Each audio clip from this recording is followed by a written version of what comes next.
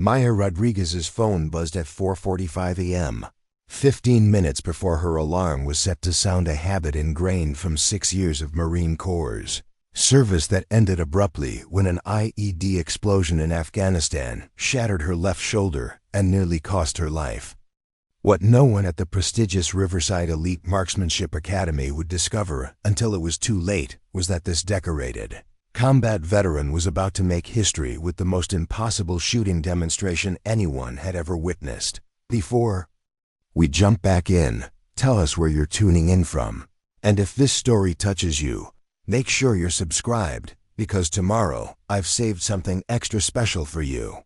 Maya sat on the edge of her narrow bed in the small Denver apartment. She'd called home for 8 months since her medical discharge. The morning light filtered through thin curtains, casting shadows across the modest space that held only the essentials: a small dining table, a worn couch, and a single bookshelf lined with military manuals and marksmanship guides. On the wall hung her service medals in a simple black frame, Purple Heart, Combat Action Ribbon, and Expert Rifle Badge, among others. Beside them, a photograph of her former squad, taken just weeks before the explosion that changed everything. She rolled her left shoulder carefully, feeling the familiar stiffness that accompanied rainy Colorado mornings. The Army doctors had done excellent work reconstructing the joint, but the range of motion would never be quite the same. Physical therapy had restored most of her strength, but the subtle limitations remained, something that would matter more than she realized in the coming weeks. Maya had spent the previous evening reviewing every piece of literature she could find about the Riverside Elite Marksmanship Academy. Founded 15 years ago by retired Special Forces Colonel Jennifer Hayes, the program had become legendary in military and law enforcement circles. Only 30 candidates were selected each year from hundreds of applicants, and the graduation rate hovered around 60%. Those who completed the program were virtually guaranteed positions with elite tactical units, federal agencies, or private security firms. The acceptance letter had arrived 3 weeks ago, bearing the Academy's distinctive mountain logo and Colonel Hayes' personal signature. Maya had read it dozens of times, hardly believing that her application had been successful. The selection committee had clearly valued her combat experience and pre-injury marksmanship scores highly enough to overlook the medical concerns noted in her file. After a quick shower, Maya dressed in the required uniform: tactical pants, moisture-wicking shirt, and sturdy boots. She packed her gear bag methodically, checking each item against the provided list. Most important was her rifle case, containing the custom-built M4 carbine she'd acquired after discharge. The weapon represented a significant portion of her savings, but she'd considered it an investment in her future. Unlike standard military-issue rifles, this one had been precision-tuned by a master gunsmith, with a match-grade barrel and competition trigger that could deliver sub-AMOA accuracy in the right hands. The drive to Riverside Academy took 45 minutes through winding mountain roads. Maya had made the trip once before for her final interview, but today felt different. The morning mist clung to the pine-covered slopes, and the early sun painted the peaks in shades of gold and amber. It was the kind of scenery that might have inspired a sense of peace in other circumstances, but Maya felt only nervous anticipation. The Academy's main gate appeared around a sharp bend, flanked by stone pillars and a metal sign that Riverside Elite Marksmanship Academy, excellence through precision. Maya showed her identification to the guard, who checked her name against a list and waved her through. The access road wound through another mile of forest before opening into a valley that housed the main facility. The complex was more extensive than she'd expected. The main building was a modern structure of glass and steel, complemented by several smaller buildings that housed dormitories, dining facilities, and equipment storage.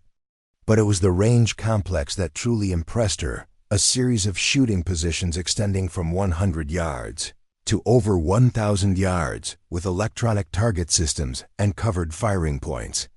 The mountains provided a natural backstop, and the valley's orientation offered consistent wind patterns that would be crucial for long-range precision work. Maya parked in the designated area and gathered her gear. Other vehicles were already present, mostly pickup trucks and SUVs that suggested their owners took outdoor activities seriously. She could see figures moving around the main building, other candidates arriving for the program's first day. As she approached the entrance, Maya noticed a group of men clustered near the main doors. They were dressed similarly to her, but their casual conversation and easy camaraderie suggested many had served together or moved in similar circles. She recognized the type: confident, competent, and likely unaccustomed to being challenged by someone they might consider an outsider. The group's conversation quieted as she approached.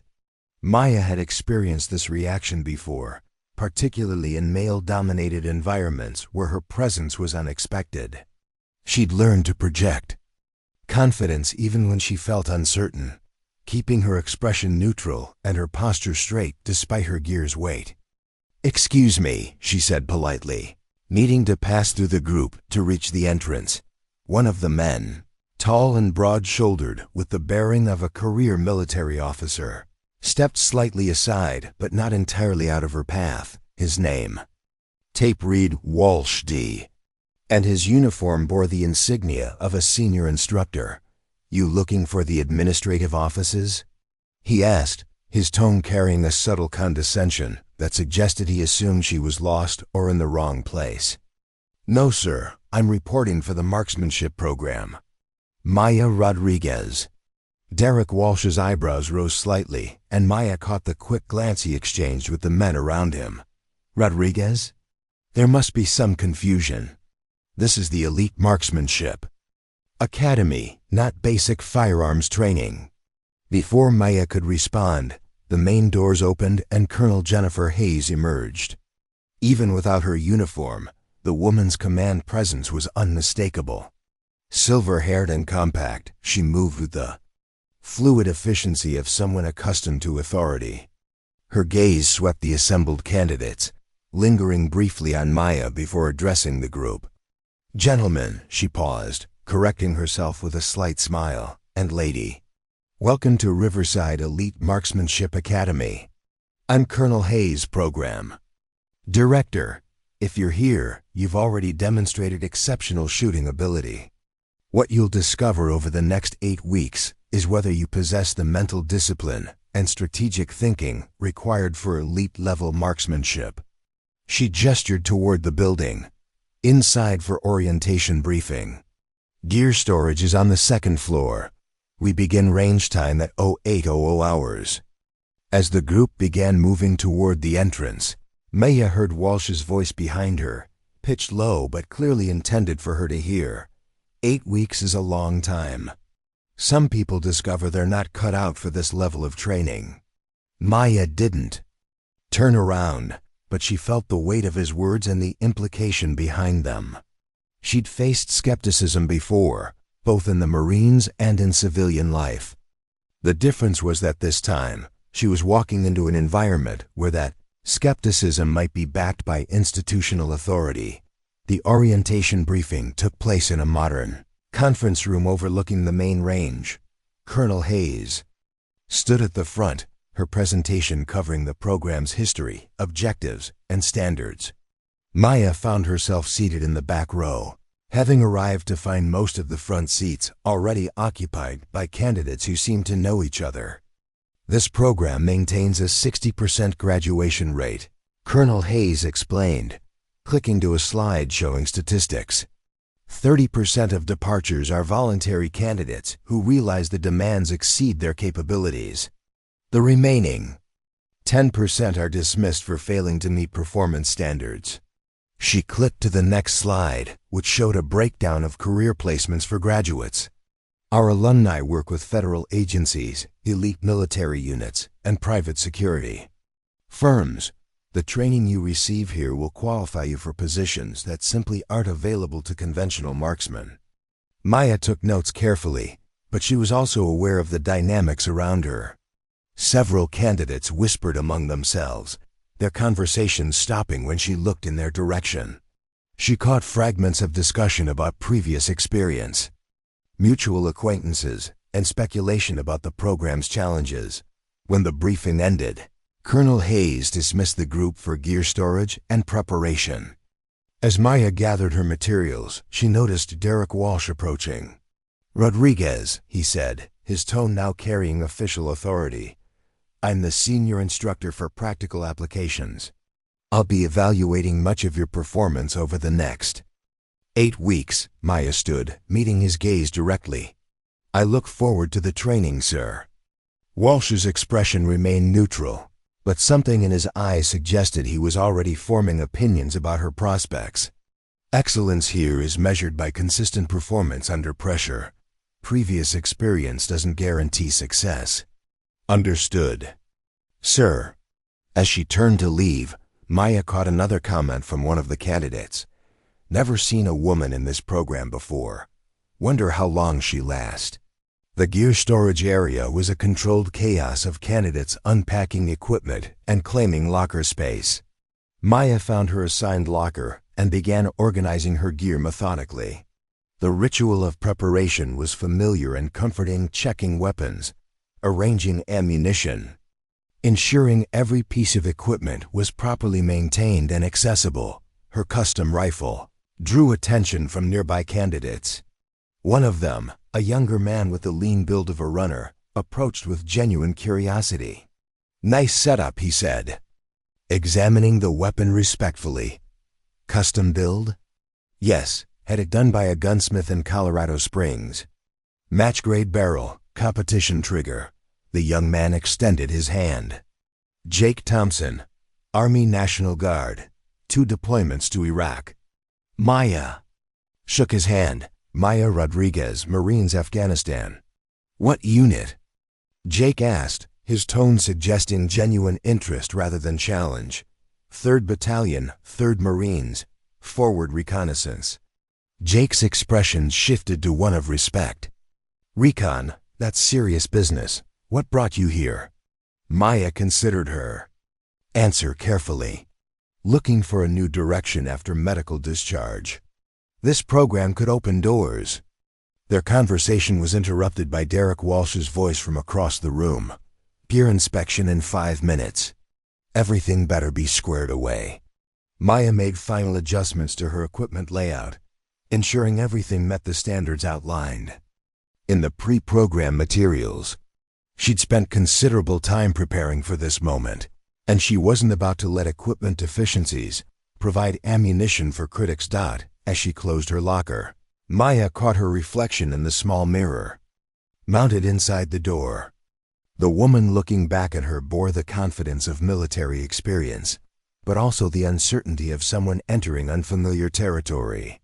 Whatever challenges lay ahead, she was committed to proving that her place in this program was earned, not granted as a favor. The next 8 weeks would test everything she'd learned about shooting, strategy, and survival. What Maya didn't yet realize was that her greatest challenge wouldn't come from the target's downrange, but from the systematic opposition of someone determined to see her fail, and that her response would ultimately redefine what was possible in the world of elite marksmanship training.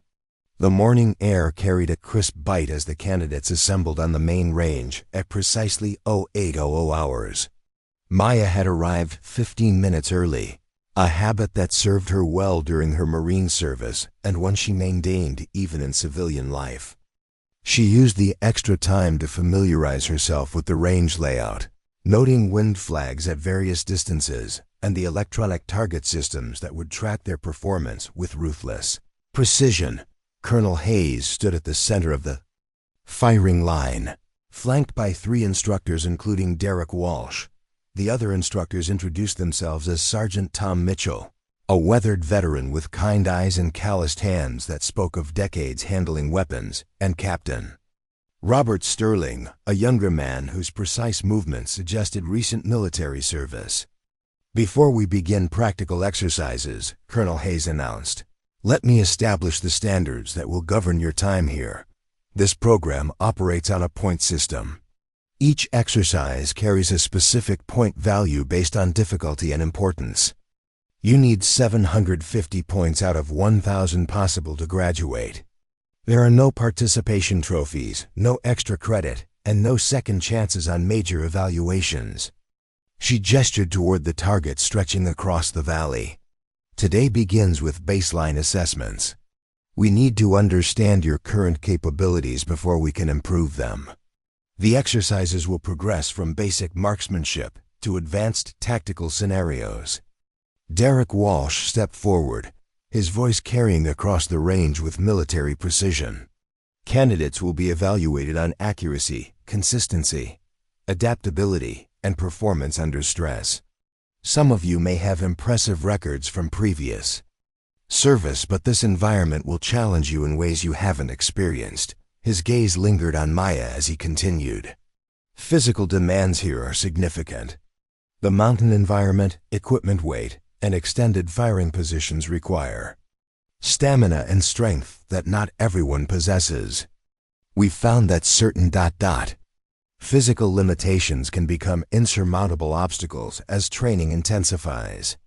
Maya felt the subtle weight of his words, understanding that while he addressed the entire group, his comments were directed at her. She maintained her expression carefully, neither rising to the bait nor backing down from the implied challenge. First exercise, Sergeant Mitchell announced, consulting his clipboard, is cold bore shooting. Single shot at 300 yards from unsupported standing position. This tests your fundamental marksmanship without warm-up or preparation. The candidates lined up at the firing positions, each assigned a lane with an electronic target system. Maya drew lane 7, positioned near the center of the group. As she unpacked her rifle, she noticed several candidates using standard military weapons, while others had invested in custom builds similar to hers. Jake Thompson, the young national Guard soldier she'd met during gear storage, was assigned the lane next to her. He offered a quick nod of encouragement as they prepared their weapons. "Nervous?" he asked quietly. "Always," Maya replied honestly. "Nerves keep you sharp." Derek Walsh appeared behind them, moving down the line to inspect each candidate's preparation. When he reached Maya, he paused longer than necessary, examining her rifle setup with exaggerated thoroughness. "Interesting choice of scope," he commented, referring to the high-end optic mounted on her rifle. "Lot of bells and whistles. Sometimes simple is better for practical applications." Maya checked her scope settings without responding. She'd chosen every component of her rifle system carefully, based on extensive research and consultation with competitive shooters. The scope was among the best available, but Walsh's comment was clearly intended to suggest she was compensating for lack of skill with expensive equipment. "When you're ready," Walsh continued, "remember that 300 yards requires precise hold and trigger control.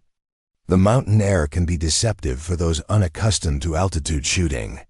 Maya had been shooting at altitude since arriving in Colorado 8 months ago, but she simply nodded acknowledgement. Arguing with an instructor on the first day would accomplish nothing except marking her as defensive or difficult. The command came to commence firing. Maya settled into her shooting stance, finding the natural point of aim that would minimize muscle tension and movement. Through her scope, the target appeared crisp and clear, the bullseye standing out against the white background. She controlled her breathing, letting her body settle into the rhythm she'd developed through thousands of practice rounds. The shot broke cleanly, the rifle's recoil absorbed by her stance and grip. Through the scope, she could see the small hole that appeared in the target's 9-ring, just outside the 10-ring center. A solid shot, especially considering the cold bore conditions and unfamiliar environment. Down the line, other shots rang out in sequence. Some candidates took their time, while others fired quickly, perhaps struggling with the pressure of evaluation. Maya remained focused on her own performance, knowing that comparison with others was less important than executing proper technique. "Cease fire," Walsh commanded after the last shot. Weapons clear and safe. Maya engaged her rifle's safety and checked that the chamber was empty, following the standard protocol drilled into her during military service. Around her, other candidates performed similar safety checks with varying degrees of efficiency. Electronic target system displayed results instantly on a monitor visible to all candidates. Maya's shot appeared as a digital overlay on her target image, marked with precise coordinates and scoring. Her 9-ring hit placed her in the upper third of the group's performance. "Rodriguez," Walsh called out, consulting his tabletware. The scores were being recorded. 9-ring hit. Solid shooting. But remember that precision requirements increase significantly as we progress. A 9 at 300 yards won't cut it at 800. Understood. Sir, Maya replied, recognizing that while his criticism was technically accurate, he was applying a standard that he hadn't mentioned for other candidates with similar scores. Jake Thompson had scored a 10-ring hit, earning a brief nod of approval from Walsh. 2 other candidates had also achieved 10-ring shots, while the remainder scored 8s and 9s with one unfortunate 7-ring that drew a sharp look from the instructor. Next exercise, Sergeant Mitchell announced, is rapid fire precision. 5 shots at 200 yards in 2 minutes from prone supported. Position. This tests your ability to maintain accuracy under time pressure. Maya moved to the prone position, using a bipod attached to her rifle's fore-end for support. The position felt natural and familiar, reminiscent of countless hours spent in similar positions during deployment. The shorter distance meant the targets appeared larger through her scope, but the time constraint would require efficient movement between shots. Derek Walsh positioned himself directly behind Maya's firing position, ostensibly to observe her technique, but close enough that his presence felt intrusive. As she settled into position, she could sense him analyzing every aspect of her setup and posture. "Remember," he said loudly enough for nearby candidates to hear, "proper body position is crucial for consistent accuracy. Some shooters struggle with maintaining stability, especially when fatigue sets in." The comment seemed directed at her, though Maya couldn't understand why he would expect fatigue during a 5-shot exercise. She focused on her sight picture, waiting for the command. To begin, commence firing. Maya's first shot broke within 15 seconds of the command, striking the 10-ring. She worked the bolt smoothly, chambering a fresh round while maintaining her sight picture. The second shot followed 20 seconds later, another 10-ring hit. Her rhythm was steady and controlled, each shot executed with the same deliberate precision. As she prepared her third shot, Walsh moved closer, his boots crunching on the gravel near her position. The sound was subtle but noticeable, a potential distraction that seemed intentional. Maya maintained her focus, breaking the third shot cleanly for another 10-ring hit. 1 minute remaining, Walsh announced. Maya had 2 shots left with 60 seconds on the clock, time enough to maintain her careful pace without rushing. The fourth shot produced another 10-ring, and the final shot, taken with 20 seconds remaining, completed a perfect 5-shot group within the 10-ring. "Cease fire, weapons clear." Maya engaged her safety and cleared her rifle, feeling satisfied with her performance. 5 shots, 5 10-ring hits, and well under the time limit. Around her, other candidates showed mixed results. Some had achieved similar precision, while others had sacrificed accuracy for speed. The electronic scoring system confirmed her perfect score, displaying 5 overlapping holes in the target's center ring. Walsh examined the results on his tablet, his expression carefully neutral. "Rodriguez 5 10s. Good shooting," he said, though his tone carried no enthusiasm. "Of course, supported prone is one of the easier positions. We'll see how you perform when the challenges increase." Maya nodded acknowledgement, recognizing that Walsh seemed determined to minimize her successes while emphasizing potential future difficulties. She was beginning to understand that her performance, regardless of quality, would be subjected to different standards, than those applied to other candidates. Jake Thompson leaned over from his position. "Nice shooting," he whispered. "Don't let him get in your head." The comment suggested that Jake had also noticed Walsh's unusual attention to Maya's performance. It was reassuring to know that at least one other candidate had observed the dynamic, confirming that her perception wasn't colored by oversensitivity. As the morning progressed through several more exercises, Maya maintained consistent performance while noting Walsh's continued scrutiny. Every shot was analyzed, every movement critiqued, and every success minimized with references to greater challenges ahead. By the lunch break, Maya understood that her biggest challenge at Riverside Elite Marksmanship Academy wouldn't be the targets, the distance, or the mountain environment. Her greatest obstacle would be proving her competence to an instructor who seemed determined to find reasons for her to fail.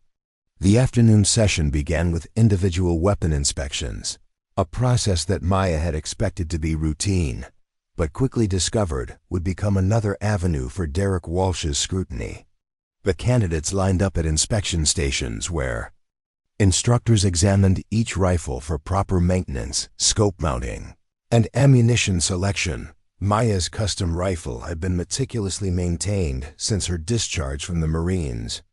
Every component had been professionally installed and adjusted, and she'd spent countless hours learning the weapon's characteristics and preferences.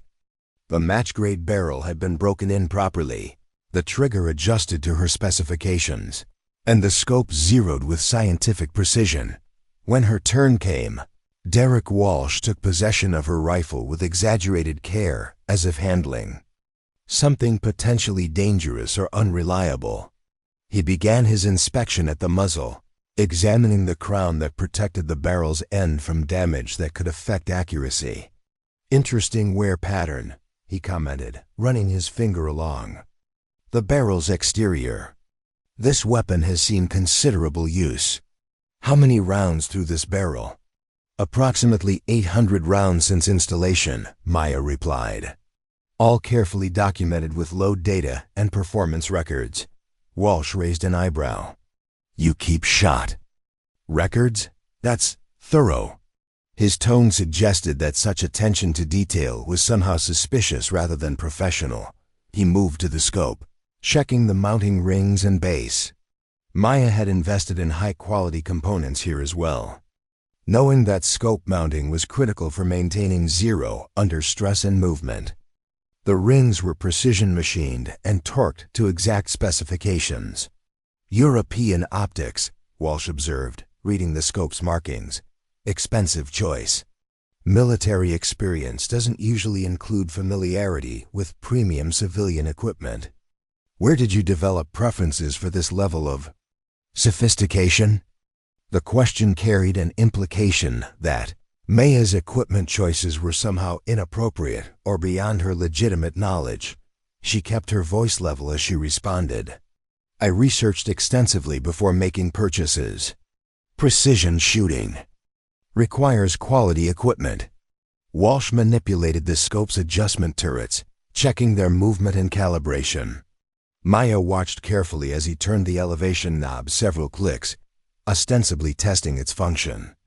When he handed the rifle back to her, she noticed the turret position had changed from her carefully established zero setting. "Everything appears functional," Walsh announced, making notes on his inspection form. "Though I'd recommend familiarizing yourself with military standard equipment. Civilian competition gear can be less reliable under field conditions." Maya accepted her rifle, immediately noticing the scope adjustment changes. The turret had been moved 4 clicks from her zero position, enough to throw off her point of impact significantly without being immediately obvious.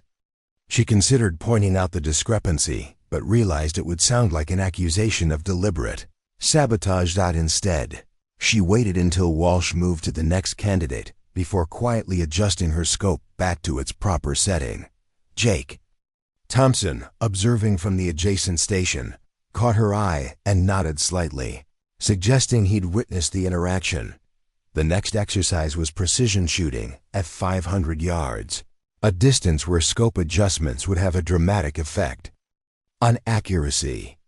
Maya completed her scope correction just as the command came to move to the firing line, leaving her no time for confirmation shots to verify her 0 dot at 500 yards. Her first shot would be critical for establishing performance baseline at extended distance. A miss caused by scope manipulation would be recorded as shooter error, not equipment problems. Maya settled into the prone position, using sandbags for support, and carefully established her sight picture. Through the scope, the target appeared smaller and more challenging than the previous distances. Wind indicators at various ranges showed a slight left-to-right breeze that would require compensation. Maya had practiced wind reading extensively, but this would be her first shot at this range in the mountain environment. Derek Walsh positioned himself directly behind her firing position, his presence close enough to be distracting. 500 yards separates recreational shooters from serious marksmen, he announced to the group. At this distance, every minor error in fundamentals becomes magnified.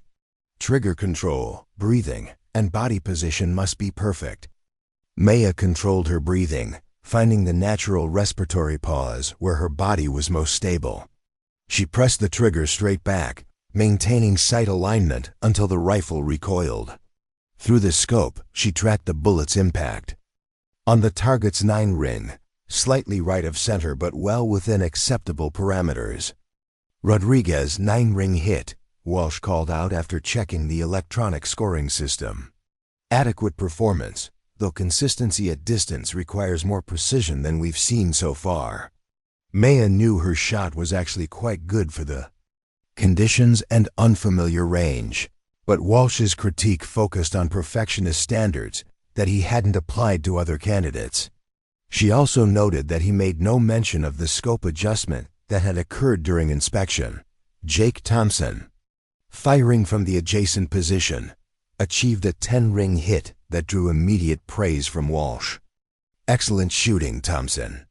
That's the kind of precision we expect at extended range." The contrast in feedback was becoming a pattern. Maya's successes were minimized or qualified with warnings about future challenges, while other candidates received straightforward acknowledgement for similar or lesser achievements. The afternoon continued with rapid-fire exercises and shooting from various positions. Maya maintained strong performance throughout, but noticed increasing irregularities in her equipment situation. During one exercise, her assigned shooting mat was soaked from an earlier cleaning accident that forced her to shoot from uncomfortable hard ground. For another drill, her ammunition allocation was miscounted, leaving her 2 rounds short for the complete exercise. Each incident was explainable as accident or administrative error, but the pattern was becoming clear to Maya and, apparently, to Jake Thompson, who began quietly pointing out discrepancies when he noticed them. "Your shooting sticks were moved," Jake whispered during one exercise setup. "They're about 6 inches from where you placed them." Maya checked her equipment position and found Jake was correct. The shooting sticks that provided rifle support had been repositioned in a way that would make comfortable shooting difficult. She quickly readjusted them, grateful for Jake's observation. During the final exercise of the day, long-range shooting at 800 yards, Maya discovered that her rifle's bipod had been loosened to the point of instability. The legs shifted under the weapon's weight, making precise aiming nearly impossible. She tightened the attachment quickly, but the delay cost valuable preparation time. Despite the equipment issues, Maya managed a respectable performance at 800 yards, hitting 8 out of 10 shots in the target's scoring rings. It wasn't her best shooting, but considering the obstacles, she felt satisfied with the results. Derek Walsh reviewed the day's scores during the final briefing, highlighting top performers and areas for improvement. When he reached Maya's results, his tone became more clinical. "Rodriguez showed inconsistent performance as distance increased," he announced to the group. "Strong fundamentals at shorter ranges, but apparent difficulties with equipment management and environmental adaptation at extended distance. This pattern suggests potential limitations that may become more pronounced as training intensifies. Maya listened to the assessment, recognizing how Walsh had framed her performance to suggest inadequacy despite her actually strong shooting.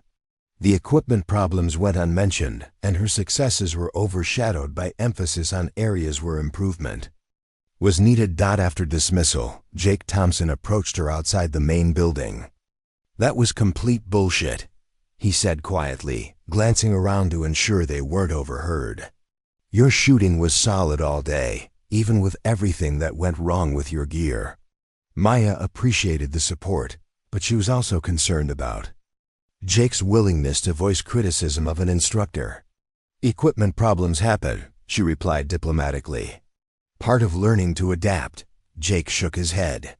"That wasn't random equipment failure. Someone's messing with your stuff deliberately." The direct statement hung between them, confirming what Maya had suspected but hadn't wanted to acknowledge.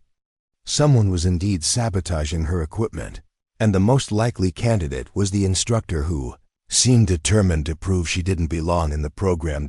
As Maya cleaned her rifle that evening, she realized that success at Riverside Academy would require more than good shooting. She would need to anticipate and counter systematic efforts to undermine her performance, all while maintaining the professional composure that might be her only protection against more serious sabotage. The second week of training introduced partner exercises, a development that Maya initially welcomed as an opportunity to work collaboratively with other candidates. Her optimism was short-lived when Derek Walsh announced the pairings, deliberately matching her with Chris Palmer, a nervous candidate from the National Guard, who had shown the poorest performance in individual exercises. "Partnerships are crucial in tactical shooting," Walsh explained to the assembled candidates. "Your success depends not only on your individual skills, but on your ability to work effectively with others. Some pairings will be more challenging than others." Maya glanced at Chris Palmer, who stood awkwardly at the edge of the group, clearly uncomfortable with the attention. He was young, perhaps 23, with the thin build of someone who spent more time behind a desk than in field training. His shooting had been consistently erratic, and his nervousness seemed to increase under observation. Jake Thompson was paired with Marcus Johnson, a confident former Army Ranger whose performance had been consistently strong. The contrast wasn't lost on Maya's. Successful candidates were being paired together, while she was deliberately matched with the program's weakest performer. The first partner exercise involved wind calling and spotting, skills critical for long-range precision shooting.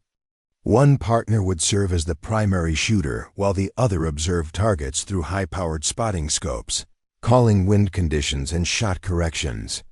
Success required communication, trust, and shared technical knowledge. Maya volunteered to spot first, allowing Chris to take the primary shooting position. Through the spotting scope, she could see the wind flags at various distances, showing a complex pattern of shifting breezes that would require careful reading and precise communication. Wind is left to right, approximately 5 miles per hour. At 600 yards, Maya called to Chris. "Hold 2 clicks right for the first shot." Chris adjusted his scope and settled into position.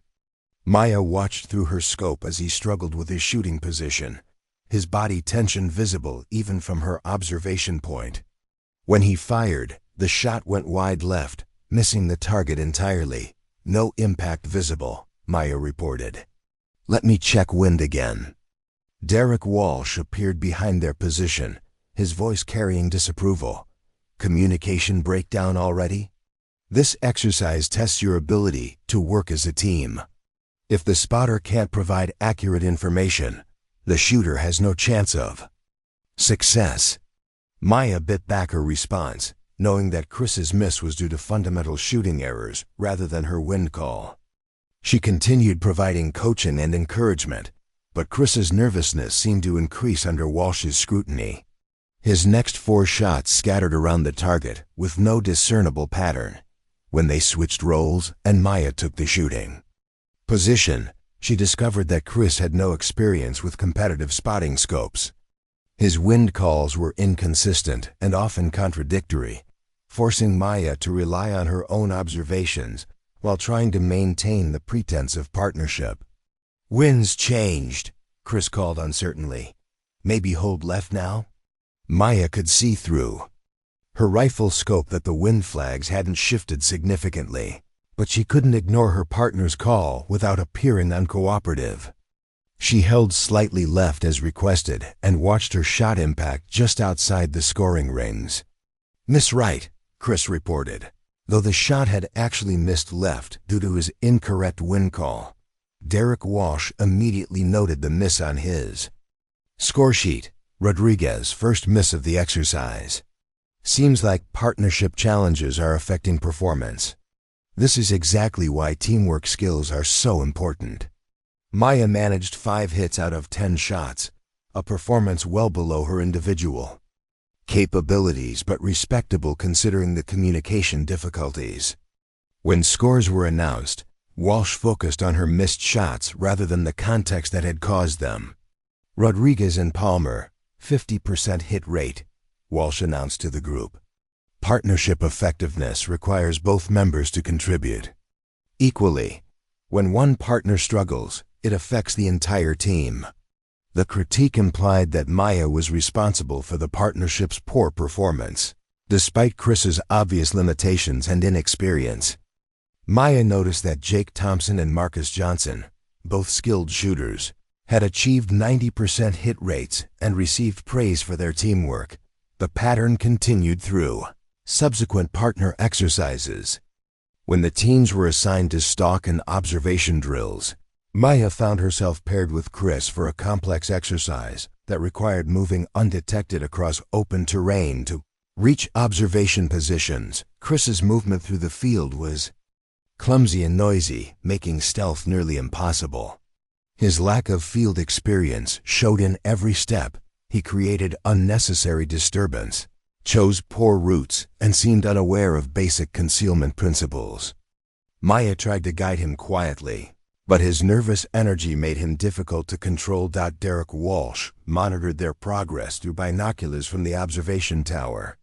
When Maya attempted to coach Chris on movement techniques, Walsh's voice crackled through the radio. No verbal coaching allowed during stalking exercises. Teams must rely on pre-established communication. The restriction eliminated Maya's ability to help Chris improve his performance, ensuring their team would fail the exercise. Despite her own flawless movement and positioning, their team score reflected Chris's obvious mistakes and detection by spotters. "Rodriguez and Palmer, multiple detection events," Walsh announced during the debrief. "Successful stalking requires both team members to maintain discipline. Individual skill means nothing if your partner compromises the mission." Again, the failure was framed as Maya's responsibility despite Chris's obvious limitations. Maya began to understand that Walsh was deliberately pairing her with the weakest candidates to create situations where her individual competence would be overshadowed by team failures. The most frustrating aspect was Chris's own reaction to their partnership. After several failed exercises, he approached Maya with an apologetic expression that somehow made the situation worse. "I know I'm holding you back," he said quietly. "Maybe you should request a different partner. Walsh might be more understanding than you think." Maya realized that Chris had been influenced by Walsh's subtle suggestions that their partnership problems stemmed from her unwillingness to work with less skilled candidates. The implication was that a truly professional shooter would find ways to compensate for partner limitations, and her inability to do so revealed character flaws rather than systemic sabotage. "We'll figure it out," Maya replied, though she knew that no amount of effort on her part could overcome the fundamental skills gap between them. Jake Thompson noticed the pattern developing and made discreet efforts to help when possible. During one exercise, He accidentally overheard Walsh instructing Chris to use different wind-calling techniques that contradicted standard procedures. Jake quietly warned Maya about the misinformation, allowing her to adjust her shooting accordingly. "Palmer's being fed bad information," Jake whispered during a break. Walsh told him to call wind differently than what we learned in class. "Someone's setting you both up to fail." The revelation confirmed Maya's growing suspicion that Chris was as much a victim of Walsh's manipulation as she was. The young soldier was being used as an unwitting tool to undermine her performance while being made to feel responsible for their team's failures. By the end of the second week, Maya's overall scores had dropped significantly due to the partner exercise failures. Despite maintaining excellent individual performance, her program ranking had fallen to the middle of the group. Walsh made sure to highlight this decline during the weekly progress briefing. "Some candidates are discovering that individual talent doesn't automatically translate to team effectiveness," he announced, his gaze settling on Maya. "The ability to elevate your partner's performance is just as important as personal skill development." Maya listened to the critique, understanding that Walsh had successfully created a narrative where her declining scores appeared to result from character deficiencies rather than systematic sabotage. Worse, she realized that Chris Palmer was beginning to believe he was genuinely holding back a superior shooter, increasing his anxiety and making their partnership even more dysfunctional. That evening, Maya sat in her quarters reviewing her performance records and trying to identify patterns in the sabotage. Each incident was subtle enough to appear accidental, but the cumulative effect was devastating to her program standing. She was beginning to understand that Derek Walsh was more sophisticated in his methods than simple equipment tampering. He was engineering complex scenarios where her failure appeared to result from her own limitations rather than external interference. The third week brought advanced field exercises that would test candidates in realistic tactical scenarios. Maya approached these challenges with growing wariness, anticipating that Derek Walsh would find new ways to undermine her performance. While maintaining the appearance of fair evaluation, her suspicions proved correct when the FIDE assignment board was posted Monday morning. Each candidate was assigned specific time slots, equipment, and field positions for the week's exercises. Maya discovered that her assignments consistently placed her at significant disadvantages. Early morning time slots when mountain temperatures created challenging thermal conditions. Field positions with uneven terrain or poor natural support, and equipment rotations that left her with older or less reliable gear. The first exercise involved precision shooting from improvised field positions, simulating real-world scenarios, where shooters had to adapt to whatever cover and support was available. Candidates would engage targets at various distances using natural terrain. Features for stability and concealment. Maya's assigned position was on a steep slope with loose gravel that shifted under movement. The angle made it nearly impossible to establish a stable shooting platform, and the loose surface meant that any adjustment would create noise and movement visible to evaluators. Other candidates were assigned positions with natural rock outcroppings or fallen logs that provided excellent support. Derek Walsh appeared at her position as she attempted to settle into a workable shooting stance. Challenging terrain. Rodriguez. In real combat, you don't get to choose your environment. Adaptation separates professionals from recreational shooters. Maya worked methodically to find the best possible position on the unstable slope. She removed loose rocks and scraped away gravel to create a more stable platform, then used her rifle's bipod and a small sandbag to establish the best support possible under the circumstances. The targets ranged from 300 to 700 yards, requiring precise range estimation and environmental compensation. Through her scope, Maya could see heat mirage dancing above the valley floor, an optical distortion that would affect bullet trajectory and make accurate shooting more difficult. Despite the challenging position, Maya managed to hit 7 out of 10 targets, a performance that would have been commendable under normal circumstances. However, Walsh's evaluation focused on the 3 misses rather than the successful hits. Rodriguez, 70% hit rate from field position, Walsh announced during the debrief. Environmental challenges revealed limitations in adaptability. Professional shooters must achieve consistent results regardless of conditions. Jake Thompson, who had been assigned an excellent position with solid rock support, achieved 9 hits and received praise for his adaptability. The contrast highlighted how position assignments had predetermined performance outcomes. While creating the appearance of fair evaluation, the pattern became more pronounced during the week's second exercise movement and shooting drills that required candidates to advance through a course while engaging targets at unknown distances. Success depended on physical conditioning, shooting speed, and the ability to estimate range quickly under time pressure.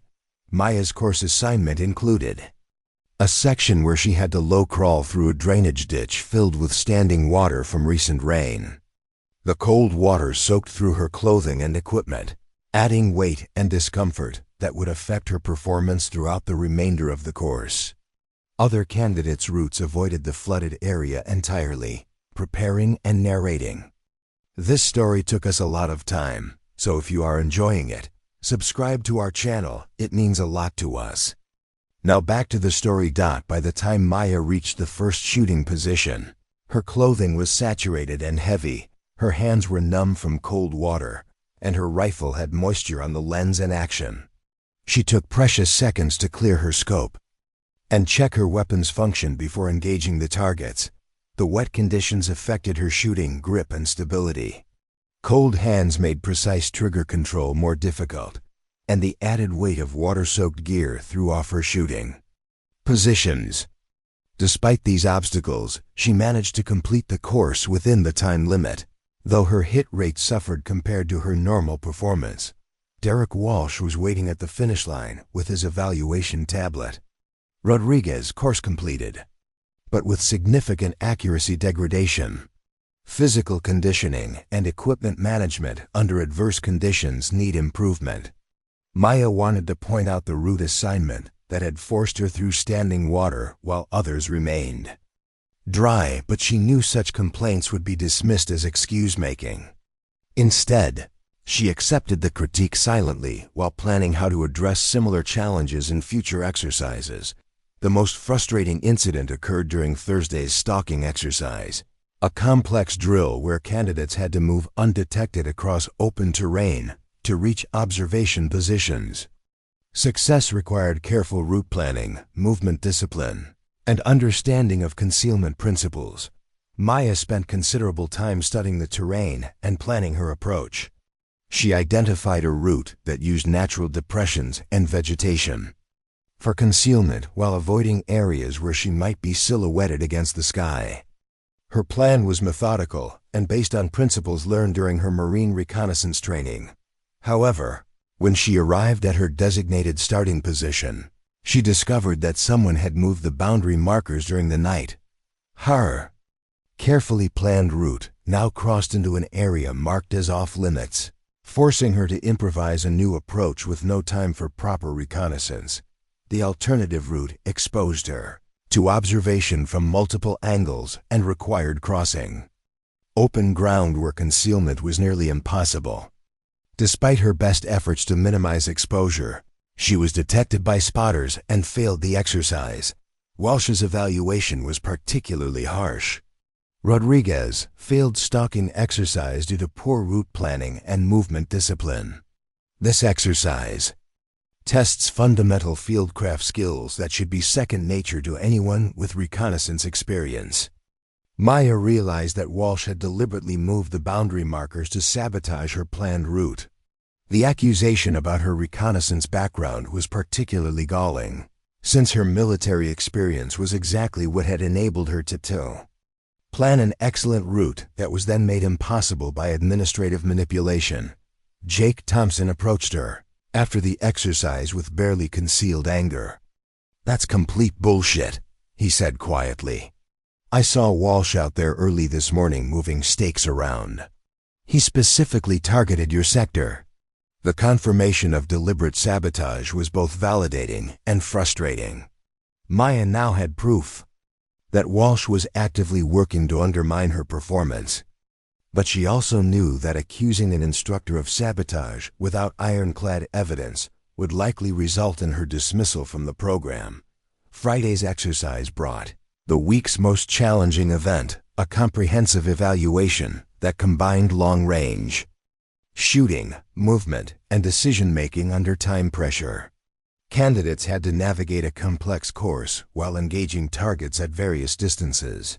With scores based on accuracy, speed, and tactical judgment, Maya's equipment assignment for this critical exercise included a rifle with a scope that had been recently serviced, but felt different when she mounted it. Quick inspection revealed that the scope's zero had been altered. Though not obviously enough to be considered defective equipment, she had no time to properly re-zero the scope before the exercise began, forcing her to estimate the adjustment needed based on her first shot's impact. This meant sacrificing her first target engagement to establish a reference point for subsequent shots. The exercise course included several positions where candidates had to shoot from improvised supports.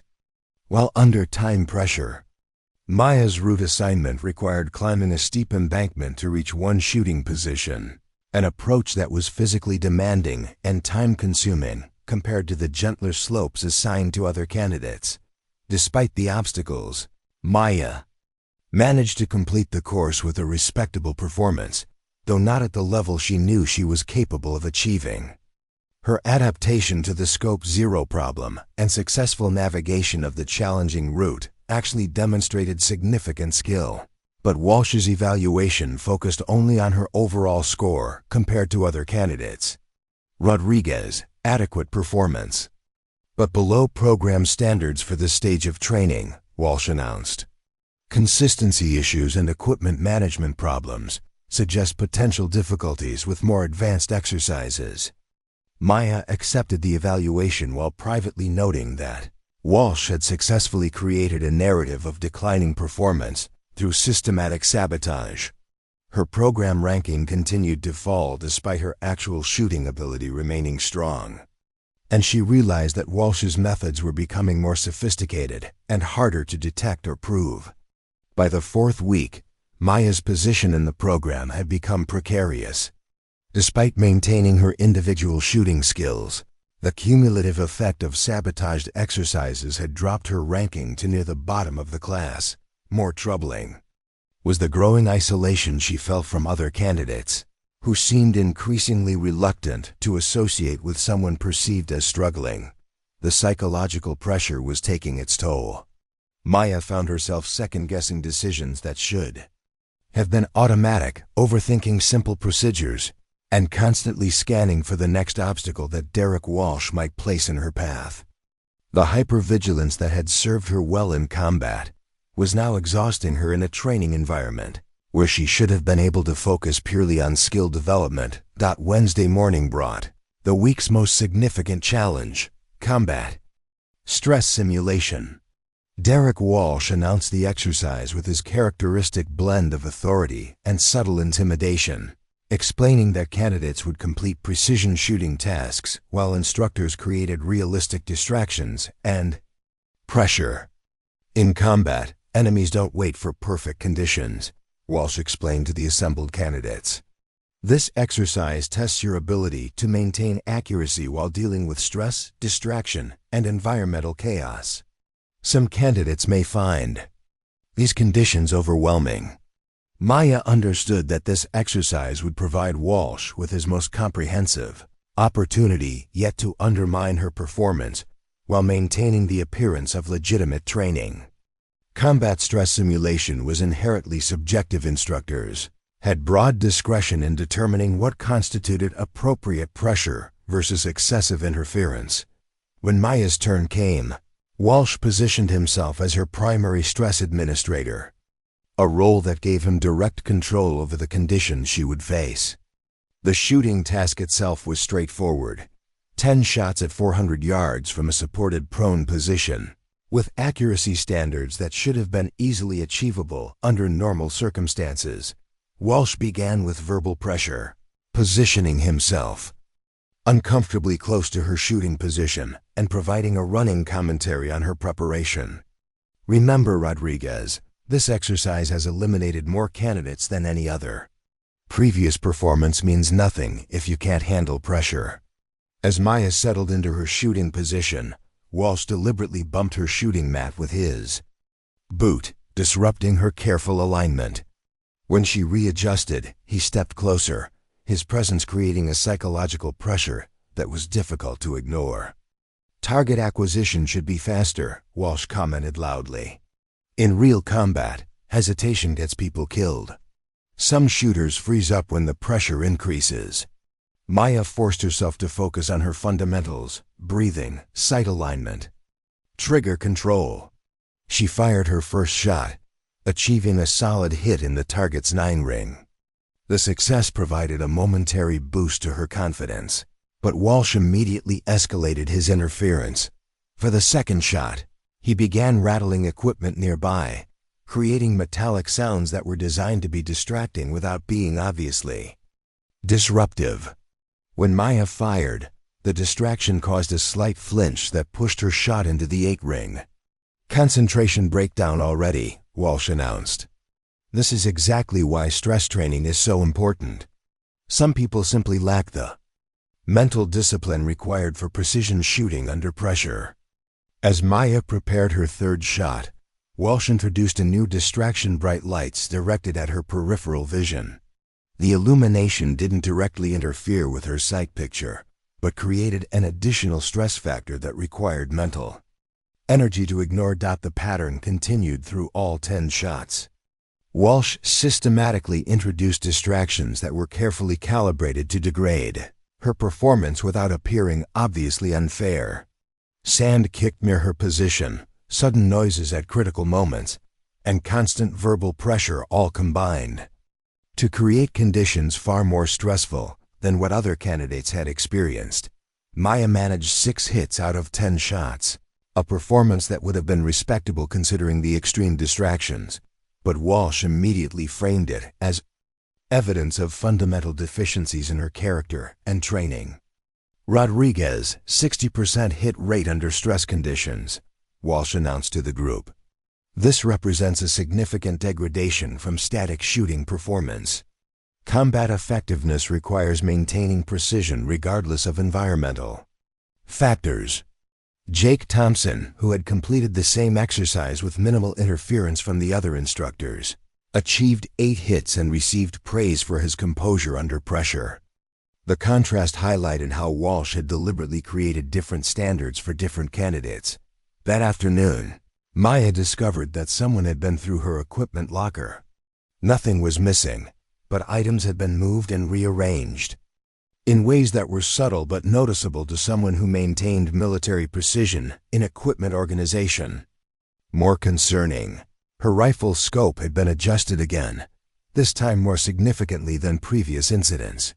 The scope's elevation turret had been moved 8 clicks from her established 0, enough to cause dramatic point-of-impact shifts that would be impossible to correct quickly during an exercise. Mayer realized that Walsh was escalating his sabotage methods, moving from subtle interference to more obvious equipment tampering.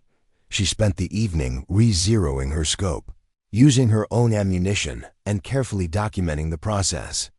The work required several hours and consumed ammunition she could barely afford to replace, but maintaining her equipment's reliability was essential for any chance of program success. Thursday brought news that shook Maya's remaining confidence. Chris Palmer, her assigned partner for most exercises, approached her with obvious discomfort and embarrassment.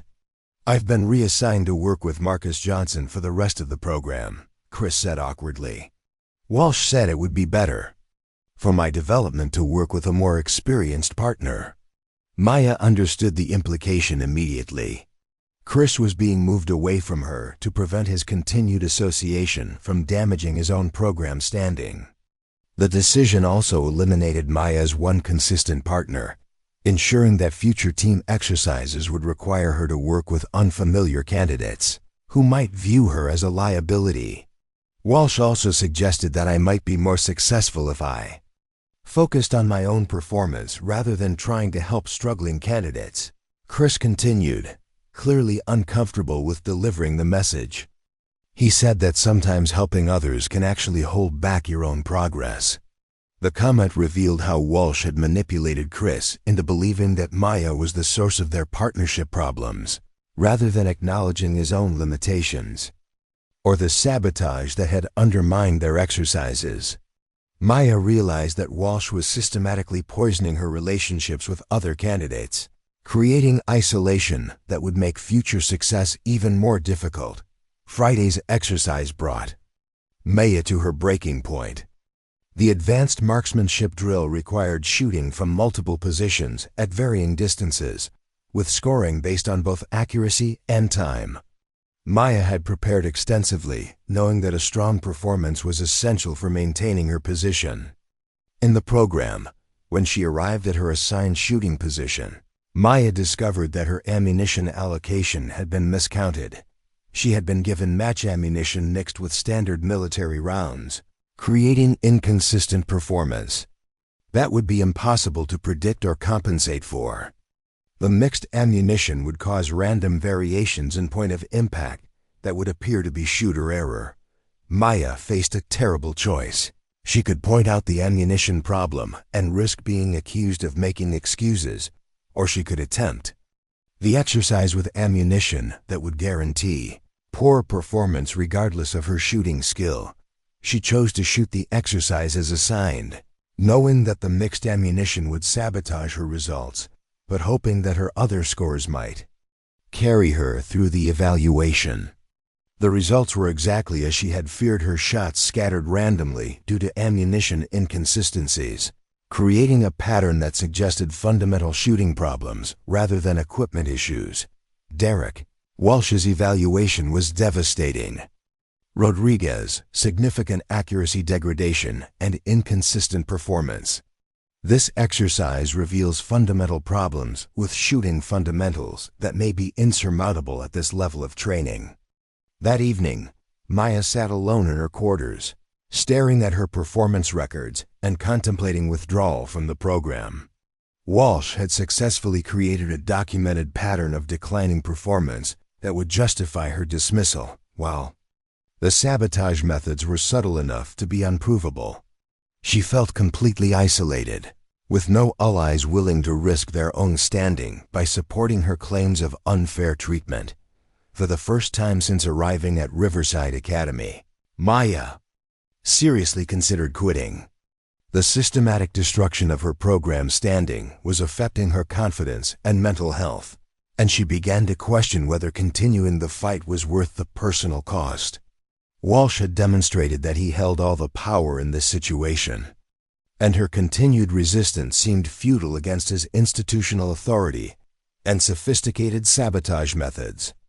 Maya stared at her reflection in the small mirror above her room's sink, studying the face of a woman who had survived roadside bombs and enemy fire, but was being systematically destroyed by bureaucratic warfare. The irony wasn't lost on her. She had faced genuine life-or-death situations with more confidence than she now felt in a training environment that should have been nurturing her skills. It was 3 a.m., and sleep had become increasingly elusive as the psychological pressure mounted. Maya found herself replaying each day's events, analyzing every interaction for signs of sabotage while questioning her own perceptions. Walsh's methods were sophisticated enough to create doubt even in her own mind about whether the obstacles were deliberate or simply the result of challenging training conditions. Her phone buzzed with a text message from an unknown number. Check your email. Important information. Maya opened her laptop and found a message in her inbox from an anonymous account. The subject line read simply, "You're not alone." The email contained a forwarded message chain between Derek Walsh and program administrators, discussing her performance concerns and recommended corrective actions. The correspondence revealed Walsh's systematic documentation of her supposed failures, each carefully worded to suggest fundamental deficiencies in her abilities and character. More damning was a draft recommendation for her immediate dismissal, citing consistent performance degradation and inability to adapt to program demands. The email was dated 3 days in the future, indicating that Walsh planned to submit his recommendation after one more engineered failure. Maya realized she was looking at her administrative death warrant, signed before the crimes had even been committed.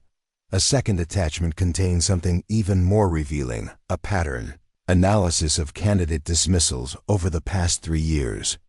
The data showed that Walsh had systematically targeted female candidates, minorities, and anyone he perceived as non-traditional for elite training programs. Each dismissal followed the same pattern: initial strong performance, gradual degradation, under suspicious circumstances, and final removal for performance concerns. The anonymous whistleblower had included a note: Derek Walsh has been running candidates out of the program for years. Previous complaints disappeared into administrative black holes. You need to fight back, but not through official channels. Document everything. Be smarter than he is. Others are watching and willing to help, but only if you show you won't quit. Maya stared at the screen, feeling a cold clarity replacing the confusion and self-doubt that had been consuming her. The email confirmed what she had suspected, but couldn't prove Walsh's campaign against her was deliberate, systematic, and part of a larger pattern of discrimination. More importantly, it suggested that she had allies who were willing to help if she demonstrated the courage to fight back. For the first time in weeks, Maya felt the return of the strategic thinking that had served her well in combat. Playing by the rules in a rigged game guaranteed defeat, but she had other options if she was willing to think like a Marine rather than a victim. Maya spent the remaining hours before dawn developing a plan. Rather than continuing to react to Walsh's sabotage, she would anticipate and counter it while gathering irrefutable evidence of his methods. More importantly, she would engineer a situation where her competence would be demonstrated so dramatically that no amount of administrative manipulation could undermine it. The key insight was understanding that Walsh's power derived from his ability to control the narrative around her performance. If she could create a situation where her abilities were displayed publicly, with witnesses who couldn't be influenced or intimidated, his capacity for sabotage would be neutralized. Maya remembered reading about the program's most notorious challenge, the blindfolded shooting exercise. Originally designed as a humbling experience to teach candidates about limitations, the drill required shooters to engage targets without sight, relying entirely on muscle memory, spatial awareness, and perfect shooting fundamentals. No candidate had ever achieved more than 7 hits out of 10 shots in the exercise's history. Most managed 3 or 4 hits, with 5 being considered exceptional performance. The drill was typically conducted late in the program as a demonstration of how much candidates still had to learn about precision shooting. But Maya realized that the blindfolded exercise could become her salvation if she could master it completely. A perfect score would be impossible to dismiss or minimize, especially if achieved in front of witnesses. Walsh's narrative of her incompetence would crumble in the face of unprecedented marksmanship demonstration. The challenge would be enormous. Blindfolded shooting required perfect muscle memory, absolute consistency in shooting position, and the ability to maintain precise aim without visual reference. Maya would need to develop capabilities that exceeded anything previously demonstrated in the program's history. She began her preparation immediately, using the early morning hours before daily training to practice the fundamentals that would be essential for blindfolded shooting. In her room, she practiced dry firing with her eyes closed, developing the muscle memory needed for perfect trigger control without visual feedback. Maya studied the range layout obsessively, memorizing distances, target positions, and environmental factors that would affect bullet trajectory. She noted wind patterns at different times of day, creating mental maps of the conditions she might face during a blindfolded exercise. Most importantly, she began documenting Walsh's sabotage methods with the systematic thoroughness of a military intelligence analyst. Every equipment discrepancy, every unfair assignment, every instance of differential treatment was recorded with timestamps, photographs, and witness information when possible. Jake Thompson noticed the change in her demeanor during morning training.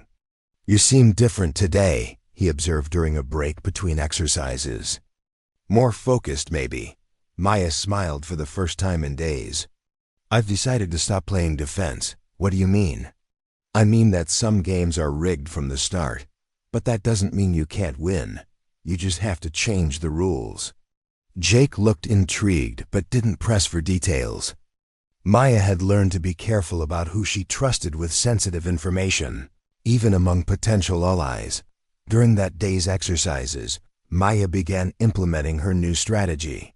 Instead of simply enduring Walsh's interference, she started documenting it systematically. When he moved her equipment, she photographed the original and altered positions. When he provided false information or created unfair conditions, she noted the specifics with military precision. More importantly, Maya began reaching out to other program participants in subtle ways, building relationships that Walsh couldn't easily monitor or sabotage. She offered equipment maintenance advice, shared technical knowledge, and gradually established herself as a resource rather than a liability. The transformation wasn't immediately obvious, but Maya felt the return of the confidence and strategic thinking that had characterized her military service. She was no longer simply surviving Walsh's attacks. She was preparing to launch a counteroffensive that would expose his methods while demonstrating her own exceptional capabilities. That evening, Maya received another anonymous email. "Your attitude change has been noticed. Several people are watching to see what you do next. Don't disappoint us." The message confirmed that her decision to fight back had attracted attention from allies she hadn't yet identified.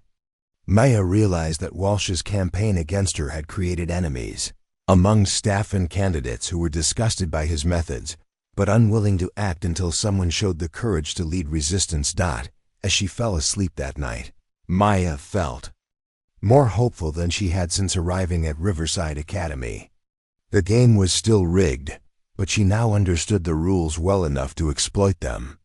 Walsh had underestimated her resilience and strategic thinking, and she intended to make him pay for that mistake in the most public and humiliating way possible. Tomorrow would begin her preparation for the most ambitious marksmanship demonstration in the program's history, a perfect blindfolded shooting performance that would shatter Walsh's narrative and establish her as one of the most skilled shooters ever to attend the academy.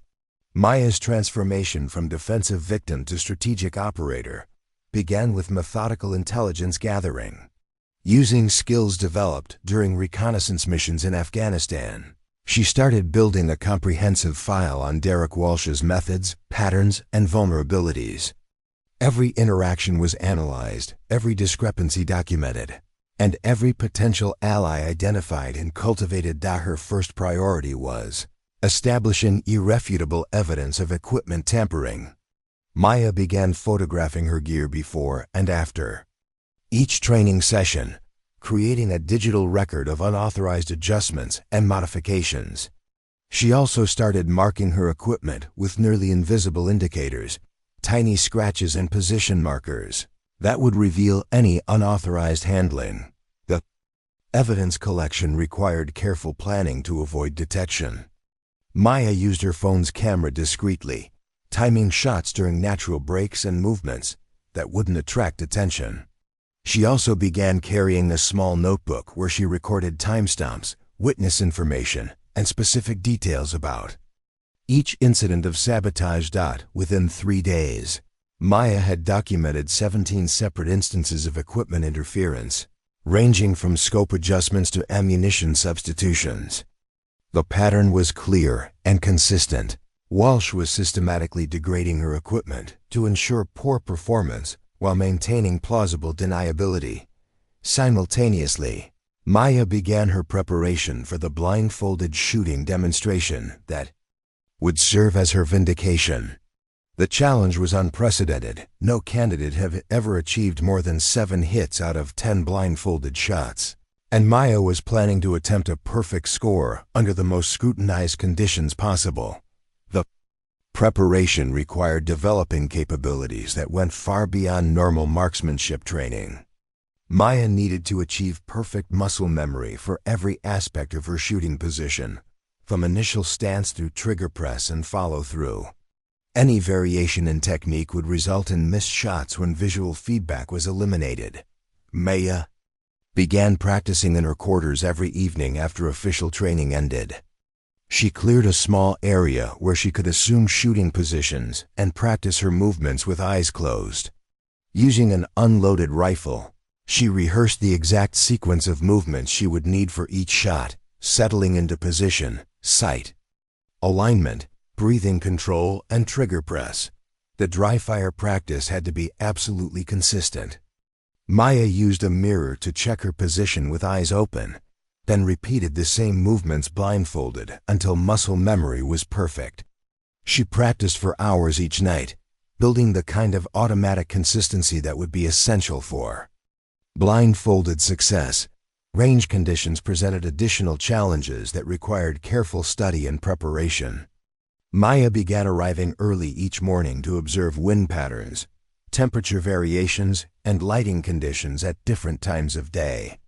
She mapped how thermal currents affected bullet trajectory and identified the optimal timing for a blindfolded exercise.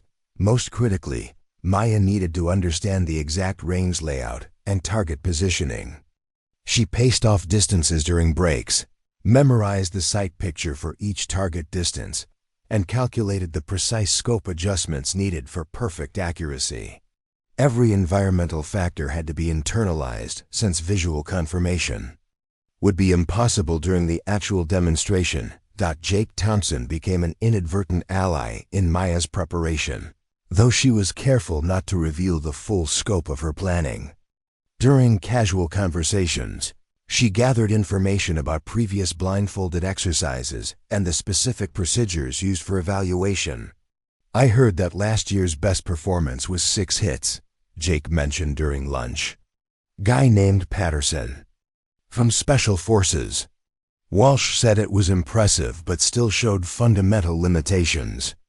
Maya filed the information, understanding that even exceptional performance by qualified candidates was being minimized by Walsh's narrative. Her demonstration would need to be so extraordinary that no amount of spin could diminish its significance. "Have you ever tried blindfolded shooting?" Maya asked casually. Jake laughed. "Once, during advanced training. Managed 2 hits out of 5 shots and felt lucky to get that. It's incredibly difficult. You lose all your normal reference points." The conversation confirmed Maya's understanding that blindfolded shooting was considered nearly impossible by experienced marksmen. Her planned perfect score would represent an achievement that transcended normal skill levels and entered the realm of legend. Maya's evidence gathering expanded beyond equipment sabotage to include documentation of Walsh's differential treatment and manipulation of other candidates. She began noting how Walsh praised identical performances differently depending on who achieved them, and how he influenced other candidates' perceptions through subtle comments and suggestions. The anonymous email contact proved invaluable for understanding the broader context of Walsh's behavior. Additional messages provided information about previous victims and the specific methods Walsh used to drive candidates from the program. "Walsh's pattern is always the same," one message explained. "Initial tolerance, gradual increase in obstacles, systematic undermining of confidence, and final administrative dismissal. He's particularly effective at isolating targets and making their struggles appear to be personal failures rather than external interference." The intelligence confirmed Maya's observations while providing insights into Walsh's psychological methods. Understanding his strategy allowed her to anticipate and counter his moves while building her own campaign for vindication. Maya also began identifying potential allies among staff and candidates. Sergeant Tom Mitchell, the weathered rangemaster, seemed uncomfortable with some of Walsh's methods, though he maintained professional neutrality. Several candidates had noticed the differential treatment, and Jake Thompson was becoming increasingly vocal about the unfairness he observed. "Something's not right about how you're being evaluated," Jake said during one of their conversations. "Your shooting is consistently strong, but somehow your scores keep dropping. It doesn't make sense." Maya appreciated the support, but remained cautious about revealing her plans. "Training programs are always challenging," she replied diplomatically. "I'm just focused on improving my performance." The most delicate aspect of Maya's preparation involved gaining access to additional practice time without arousing suspicion.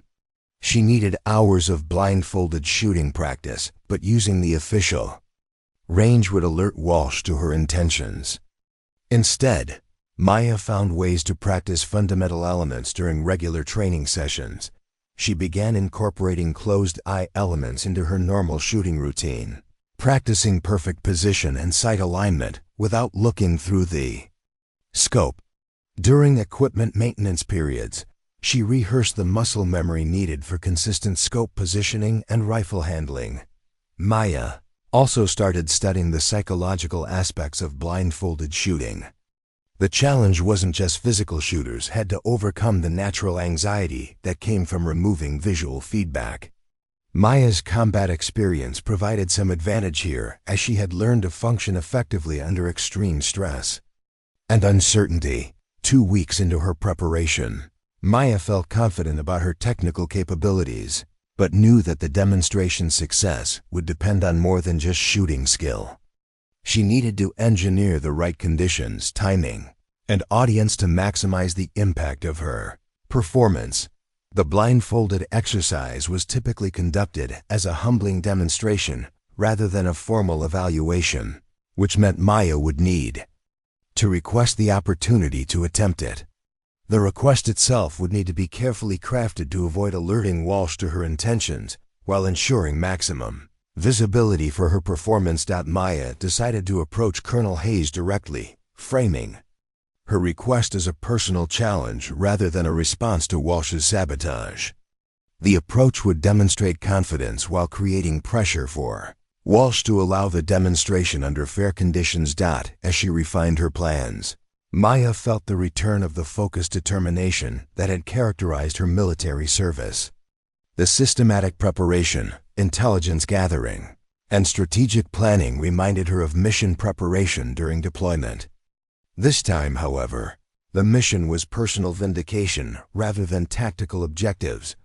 The stage was being set for a confrontation that would determine not just Maya's future at Riverside Academy, but the exposure of Walsh's discriminatory methods and the vindication of everyone he had wronged.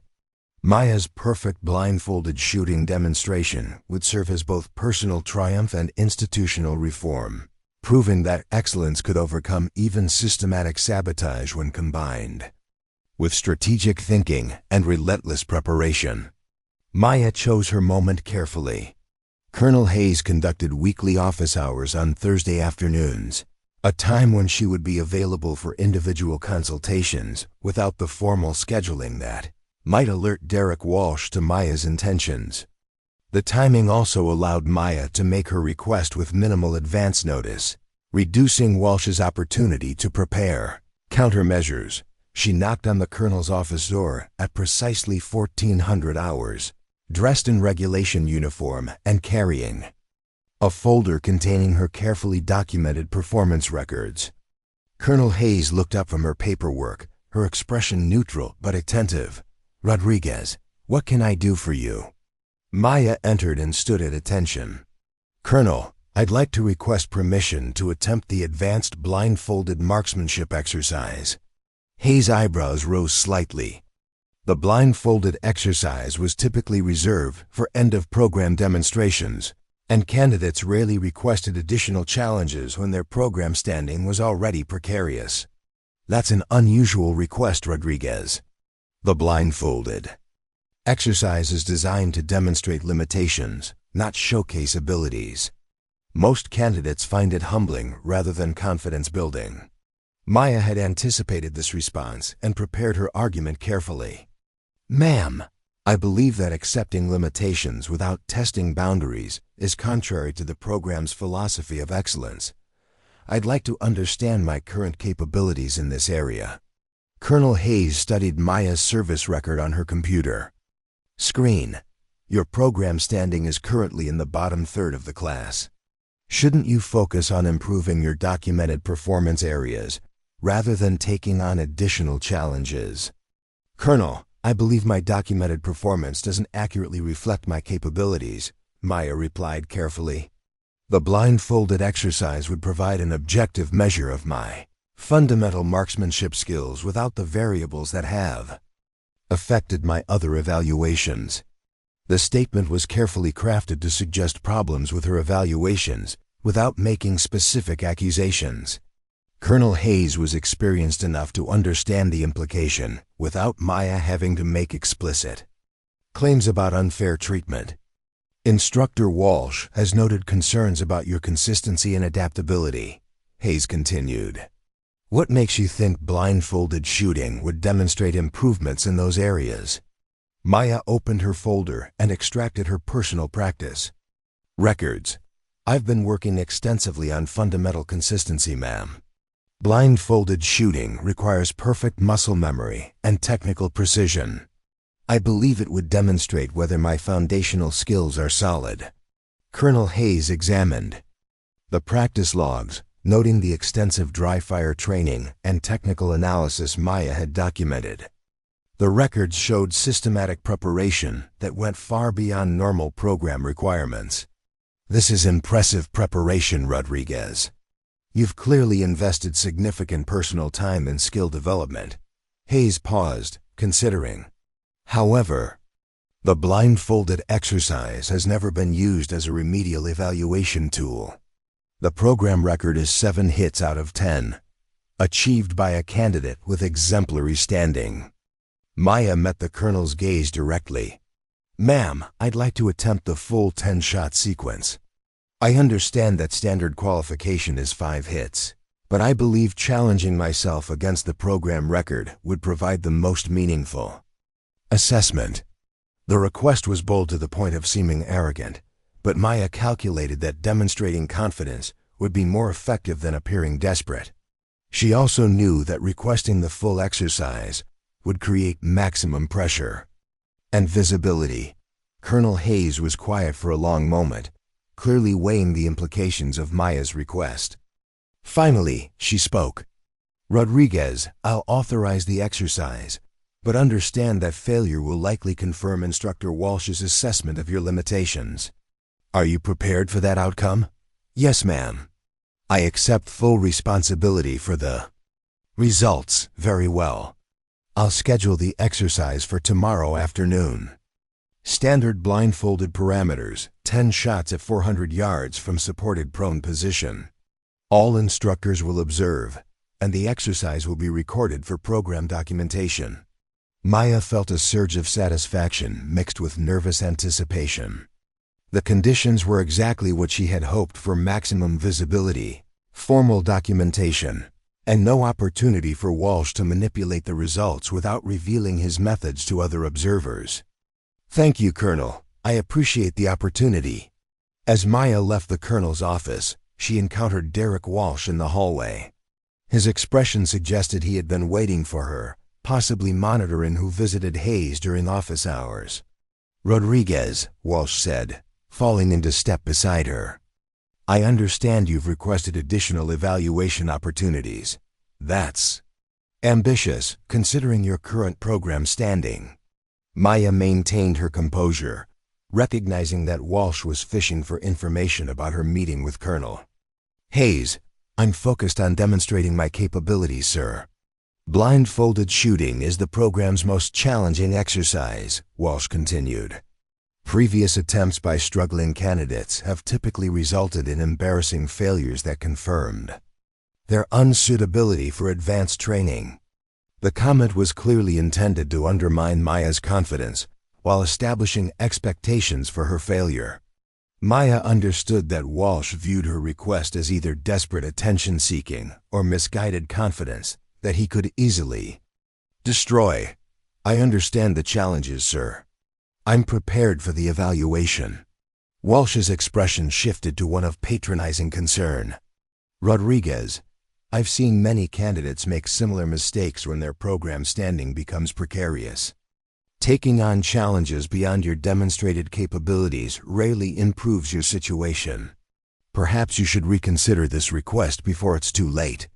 Maya recognized the manipulation. Walsh was positioning himself as a concerned instructor, trying to protect her from embarrassment while actually ensuring maximum pressure and visibility for her anticipated failure. "I appreciate the advice, sir, but I'm committed to attempting the exercise." Walsh nodded slowly, his expression suggesting he was already planning how to frame her inevitable failure. "Very well. Just remember that some decisions can't be undone. Tomorrow's performance will become part of your permanent program record." That evening, Maya conducted final preparations for her demonstration. She practiced her shooting routine one last time, focusing on the perfect consistency that would be essential for success. Every movement was rehearsed until it became automatic, settling into position, sight alignment, breathing control, and trigger press. She also reviewed her documentation of Walsh's sabotage methods, knowing that tomorrow's success would provide the platform for exposing his systematic discrimination. The blindfolded exercise would demonstrate her competence so clearly that Walsh's narrative of her limitations would collapse under scrutiny. Jake Thompson approached her during dinner, clearly having heard about the planned exercise through the candidate network. "Is it true you're attempting the blindfolded exercise tomorrow?"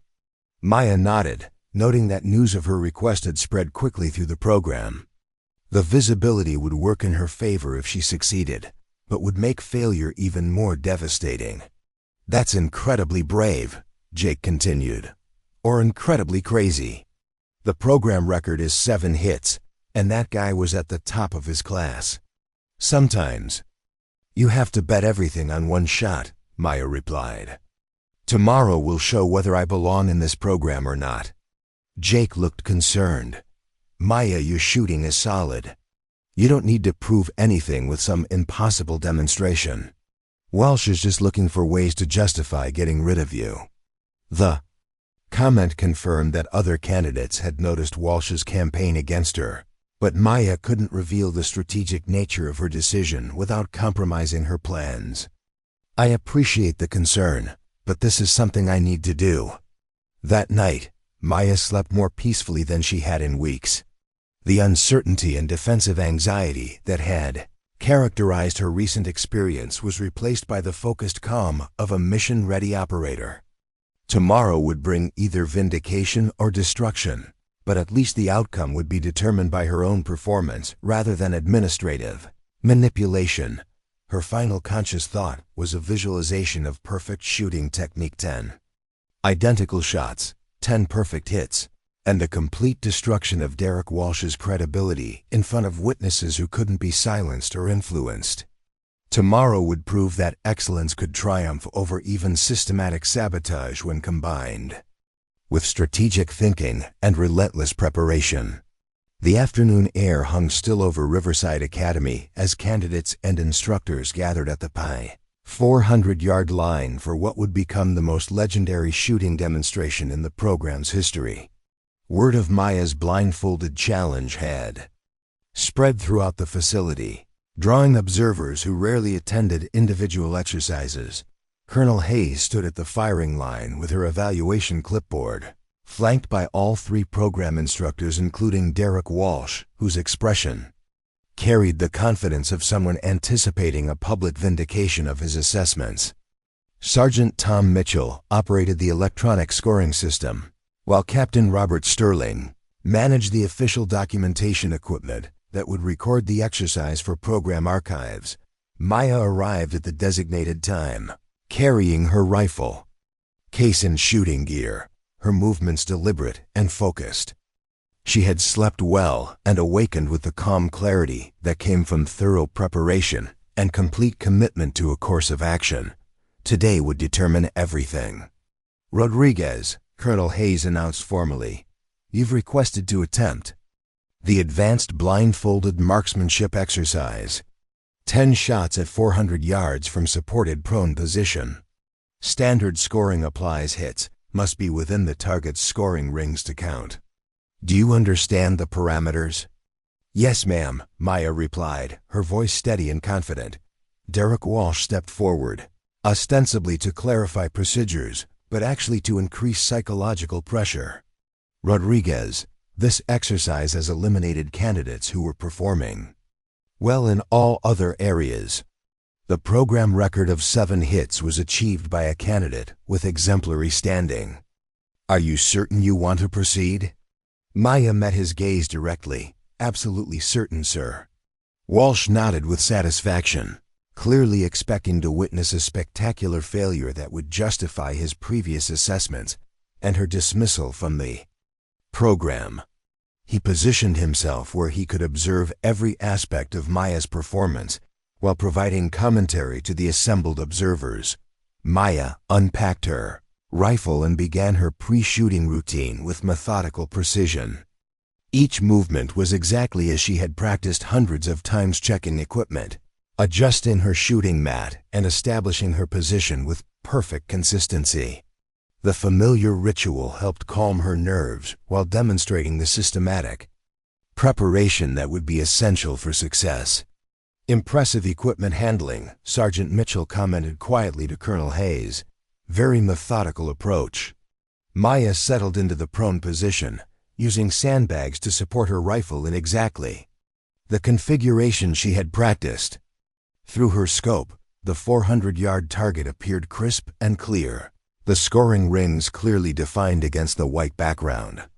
She took several moments to study the conditions, wind flag showing minimal movement, temperature stable, lighting optimal for precise shooting. "Ready for blindfold application," Maya announced.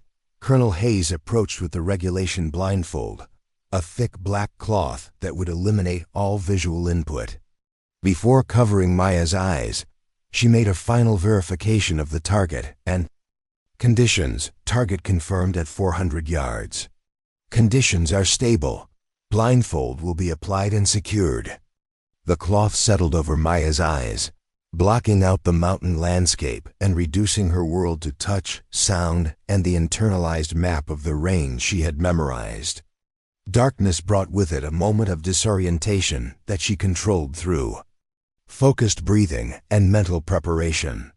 "Blindfold secure," Colonel Hayes announced. "Range is hot. You may commence when ready." Maya settled deeper into her shooting position, letting muscle memory guide her body into the exact configuration she had practiced. Her left hand found its precise position on the rifle's forend, her right hand wrapped around the grip with perfect consistency, and her cheek settled against the stock at exactly the right spot for scope alignment. Without visual reference, Maya had to rely entirely on the internal map she had created through careful preparation. She knew the exact direction and distance to the target, the precise scope settings needed for accurate shooting, and the environmental conditions that would affect bullet trajectory. "First shot," she announced quietly, beginning her carefully rehearsed sequence. Maya controlled her breathing, finding the natural respiratory pause where her body was most stable. She pressed the trigger straight back with the same pressure and timing she had practiced countless times, maintaining perfect follow-through even without the ability to see her target. The rifle recoiled predictably, and Maya worked the bolt smoothly while maintaining her position. In the silence that followed, she heard the distinctive metallic ring of bullets striking steel, the sound of a hit. "Hit, center ring," Sergeant Mitchell called out, his voice carrying surprise. 10-ring impact."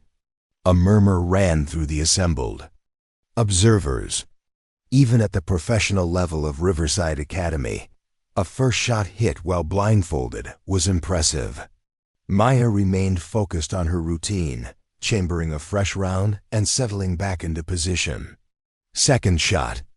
The process repeated with identical precision breathing control, sight alignment based on muscle memory, and perfect trigger press. Again, the satisfying ring of steel confirmed the hit. "Hit 10 ring," Mitchell announced. 2 for 2. Derek. Walsh's expression began to shift from confident anticipation to uncomfortable surprise. 2 consecutive hits while blindfolded exceeded most candidates' complete performance. And Maya was just beginning her sequence. Maya continued methodically through her routine. Each shot was executed with identical technique, each recoil absorbed. With the same body mechanics, each bolt operation performed with precise timing. The consistency was machine-like in its perfection. Third shot, hit, 10 ring. Fourth shot, hit, 9 ring. Fifth shot, hit, 10 ring. By the fifth successful hit, the range had fallen completely silent except for the sound of Maya's rifle and Mitchell's score announcements. Spectators watched in amazement as she demonstrated capabilities that seemed to transcend normal human limitations. Walsh stood frozen, his face showing the recognition that his entire narrative about Maya's limitations was being systematically destroyed in front of witnesses. Each successful shot made his previous assessments appear more obviously prejudiced and inaccurate. Sixth shot, hit, 10 ring. Seventh shot, hit, 10 ring. Maya had now tied the program record with 3 shots remaining. The historical significance wasn't lost on anyone present. She was achieving something unprecedented while blindfolded. And under maximum scrutiny, Colonel Hayes watched with growing amazement as Maya continued her demonstration. The systematic preparation, perfect technique, and absolute consistency suggested capabilities far beyond what her program evaluations had indicated. Eighth shot, hit, 10 ring. Ninth shot, hit, 10 ring. The tension on the range was palpable. As Maya prepared for her final shot, 9 consecutive hits while blindfolded represented shooting that existed beyond the realm of normal human capability. The 10th shot would either complete an impossible perfect score or end with a near-perfect demonstration. Maya took extra time with her final preparation, checking her position and breathing rhythm. She had trained for this moment through hundreds of hours of practice, and every element of her technique was exactly as rehearsed. 10th shot. The rifle fired for the final time, its recoil absorbed by Maya's perfect shooting position. In the silence that followed, everyone waited for Mitchell's announcement of the final score. The metallic ring seemed to echo longer than usual before. Mitchell's voice cut through the silence. Hit, 10 ring. Perfect score, 10 hits out of 10 shots. The range erupted in spontaneous applause. Maya had achieved something that had never been accomplished in the program's history, a perfect blindfolded shooting demonstration that transcended any reasonable standard of marksmanship excellence. As Maya removed her blindfold, she saw faces showing amazement, respect, and recognition of having witnessed something extraordinary. Derek Walsh stood apart from the group, his expression revealing the complete collapse of his credibility and authority. Colonel Hayes approached with her evaluation clipboard, her professional composure barely containing her amazement. Rodriguez. That was the most extraordinary demonstration of marksmanship I've witnessed in 25 years of military service. Perfect score, program record, and a performance that redefines what we consider possible. Maya accepted the recognition with quiet dignity, knowing that her vindication was complete and her place in the program was now unassailable. More importantly, she had exposed Derek Walsh's systematic discrimination in a way that could never be denied or minimized.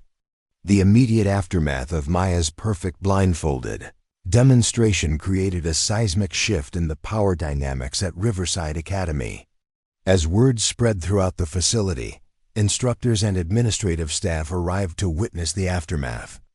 of what was already being called the most extraordinary shooting performance in the program's 15-year history, Colonel Hayes immediately ordered a comprehensive review of Maya's program file, requesting all evaluation records, exercise assignments, and performance documentation from the previous weeks.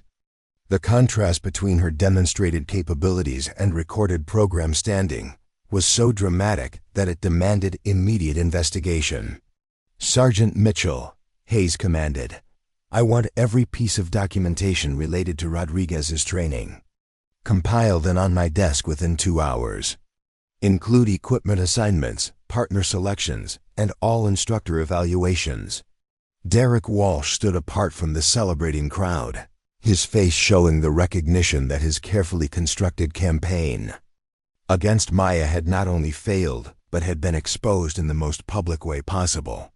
His credibility as an instructor was now permanently damaged, and questions about his evaluation methods would inevitably follow. Jake Thompson was among the first to congratulate Maya, his expression showing both admiration and vindication. "That was absolutely incredible," he said quietly. "I've never seen shooting like that, blindfolded or otherwise." Walsh can't say anything now. Other candidates approached tentatively, many offering congratulations while others seemed uncertain how to respond to the dramatic reversal of Maya's standing. Chris Palmer, her former partner, looked particularly uncomfortable as he realized how his own treatment of Maya had been influenced by Walsh's manipulation. "Maya," Chris said awkwardly, "I owe you an apology. I believed things about your performance that obviously weren't true. I should have known better." Maya accepted the apology graciously, understanding that Chris had been as much a victim of Walsh's psychological manipulation as she had been. "No apology necessary. We were all dealing with incomplete information." The electronic scoring system provided irrefutable documentation of Maya's performance. 10 consecutive 10-ring hits while blindfolded, with precise coordinates and timing for each shot. The data would become part of the permanent program record, creating a standard that might never be equaled. Sergeant Mitchell approached Maya with obvious respect and curiosity. "Rodriguez, I've been running this range for 12 years, and I've never seen anything close to that performance. Where did you develop those capabilities?" Maya considered her response carefully. "Extensive preparation, sir, and a strong motivation to demonstrate my actual capabilities rather than accept limitations imposed by others." The comment carried clear implications about the obstacles she had faced, but stopped short of making specific accusations. Mitchell, as an experienced non-commissioned officer, understood exactly what Maya was suggesting. "I've noticed some irregularities in equipment assignments and evaluation procedures," Mitchell said quietly. "Your performance today suggests those irregularities weren't accidental." The conversation confirmed that Maya's documented evidence of sabotage would find receptive audiences among staff members who had observed Walsh's methods but lacked the authority or evidence to challenge them directly.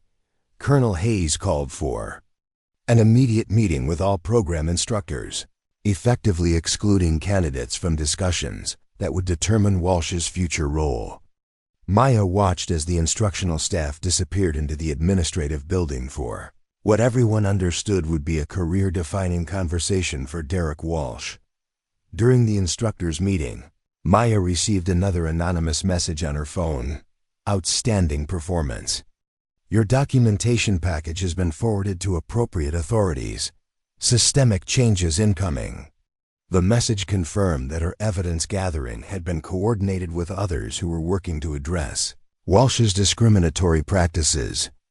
Maya's demonstration had provided the undeniable proof needed to support broader reform efforts. Captain Sterling emerged from the meeting after an hour, approaching Maya with an expression of professional respect that was markedly different from his previous neutral demeanor. "Rodriguez, Colonel Hayes requests your presence in her office at 1600 hours. There are administrative matters that require immediate attention." Maya understood that the meeting would determine not just her status in the current program, but potentially her future role within the academy structure. Her demonstration had created opportunities that extended far beyond simple program completion. When 1600 hours arrived, Maya reported to Colonel Hayes' office in regulation uniform, carrying the folder of documentation she had compiled over the previous weeks. Hayes was waiting with a thick file of paperwork and an expression of barely controlled anger. "Rodriguez, sit down. We have significant issues to discuss." Maya took the offered chair, noting that Hayes' demeanor suggested fury. Directed not at her, but at the situation she had been forced to endure. "Your performance today was extraordinary, but it's also raised serious questions about the evaluation processes you've experienced during this program. The discrepancy between your demonstrated capabilities and your documented program standing is so extreme that it suggests systemic problems." Hayes opened Maya's program file, revealing pages of evaluation forms and performance records. "I've reviewed every assessment, equipment assignment, and exercise result from your time here. The patterns I've discovered are deeply troubling." Maya remained silent, allowing Hayes to continue her analysis without interruption. "Instructor Walsh's evaluations of your performance consistently emphasized limitations and deficiencies that are contradicted by objective evidence. More concerning, you were systematically assigned disadvantageous conditions, substandard equipment, and problematic partners in ways that appear deliberate rather than coincidental." Hayes pulled out a separate folder containing Maya's documentation of sabotage incidents. "Additionally, I've received a comprehensive file documenting equipment tampering, evaluation irregularities, and administrative manipulation that appears to target you specifically." Maya recognized her own careful documentation, apparently forwarded by her anonymous allies within the program structure. "Rodriguez, I need you to understand that what you've experienced represents a serious failure of our institutional responsibilities.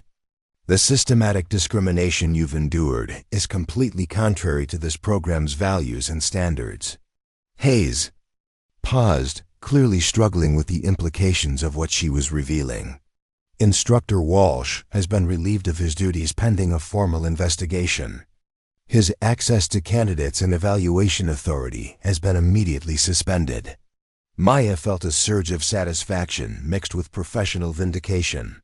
Walsh's removal from authority confirmed that her strategy had succeeded beyond her initial objectives.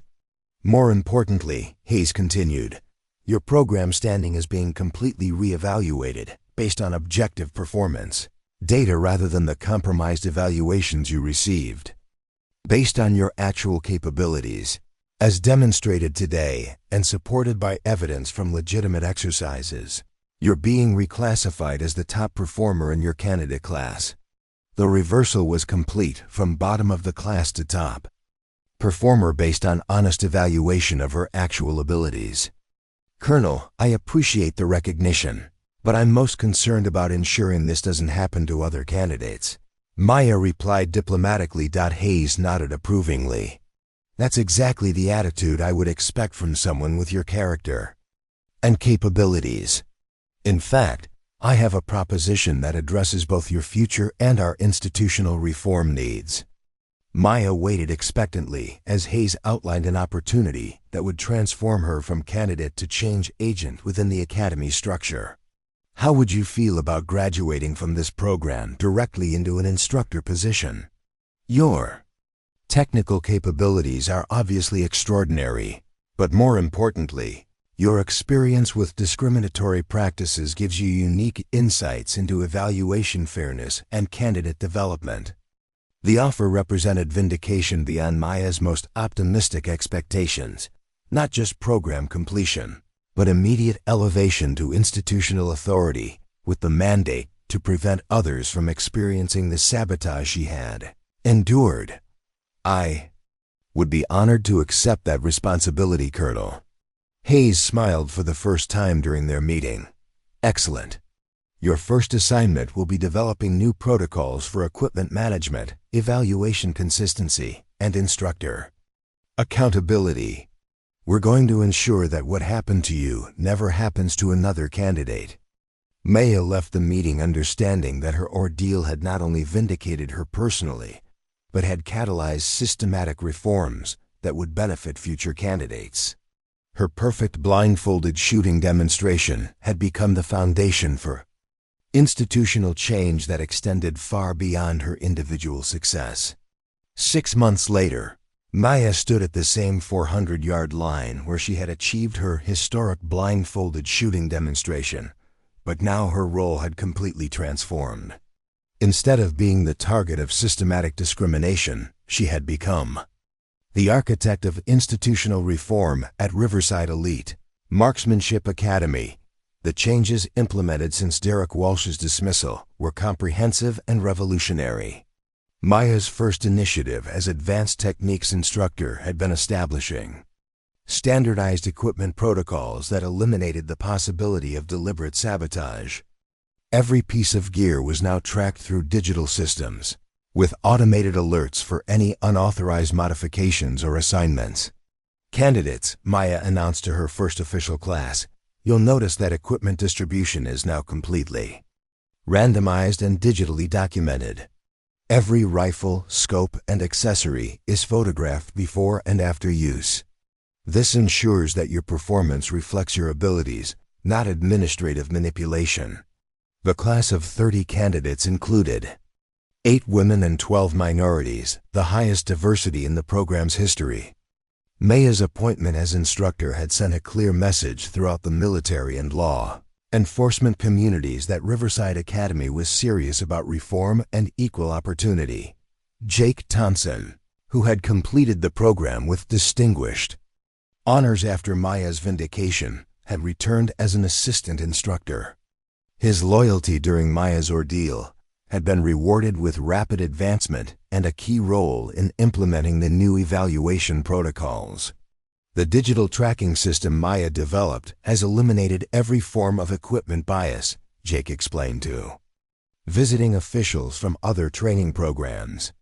Candidates receive random assignments that are documented at every step. It's impossible to target specific individuals with substandard gear. Maya's second major reform involved blind performance evaluations, where instructor identities were concealed from evaluators who scored exercises based purely on objective results. The system eliminated the possibility of bias affecting scoring while maintaining accountability through detailed documentation. Chris Palmer, who had struggled under Walsh's original program structure, had returned for advanced training and was now thriving under the reformed evaluation system. His confidence had grown dramatically once he was freed from the psychological manipulation that had characterized his earlier experience. The difference is incredible, Chris told Maya during a break between exercises. I can focus on improving my shooting instead of worrying about whether I'm being set up to fail. That psychological freedom makes all the difference in performance. The investigation into Derek Walsh's methods had revealed a pattern of discrimination, spanning 3 years and affecting dozens of candidates. Walsh had been permanently barred from federal training programs and faced potential criminal charges for his systematic violation of candidates' civil rights. Colonel Hayes had used Maya's documented evidence as the foundation for a comprehensive review of instructor practices across all federal marksmanship programs. The reforms pioneered at Riverside Academy were being adopted at facilities nationwide, creating systemic change that protected thousands of future candidates. Your documentation was absolutely crucial, Hayes told Maya during one of their weekly progress meetings. Without that evidence, Walsh's dismissal would have been seen as isolated disciplinary action rather than the systematic reform that was actually needed. Maya's office wall displayed several items that told the story of her transformation from targeted candidate to institutional leader. Her blindfolded shooting record certificate occupied the place of honor, but she had added a personal inscription. Below it, excellence transcends obstacles. Never accept limitations imposed by others. The plaque served multiple purposes: personal reminder, inspiration for struggling candidates, and warning to anyone who might consider resuming discriminatory practices. Maya's demonstration had proven that exceptional performance could overcome even systematic sabotage when combined with strategic thinking and relentless preparation. Her most rewarding responsibility was mentoring candidates who faced challenges similar to those she had experienced. Maya's office had become an unofficial refuge for anyone experiencing unfair treatment or questioning their belonging in the program. "The key is documentation," Maya explained to a female candidate who suspected bias in her evaluations. "Record everything objectively, build evidence systematically, and never let anyone convince you that discrimination is normal or acceptable." Maya's technical innovations extended beyond administrative reform to include advanced training methods that pushed the boundaries of what was considered possible in precision shooting. Her blindfolded shooting techniques had been developed into formal curriculum that taught candidates to rely on fundamental skills rather than external aids. "Blindfolded shooting isn't about gimmicks or demonstrations," Maya explained to her. "Advanced class. It's about developing such perfect consistency in your fundamentals that visual input becomes secondary rather than primary. When you can shoot accurately without sight, your normal shooting becomes extraordinarily precise."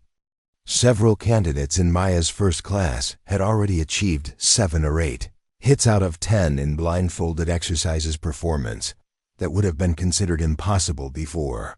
Maya's demonstration showed what was achievable through proper training and preparation. The program's reputation had been transformed from an exclusive club with questionable practices to a model institution that other training programs studied and emulated. Maya received regular invitations to speak at law enforcement conferences and military training symposiums about both technical marksmanship and institutional reform.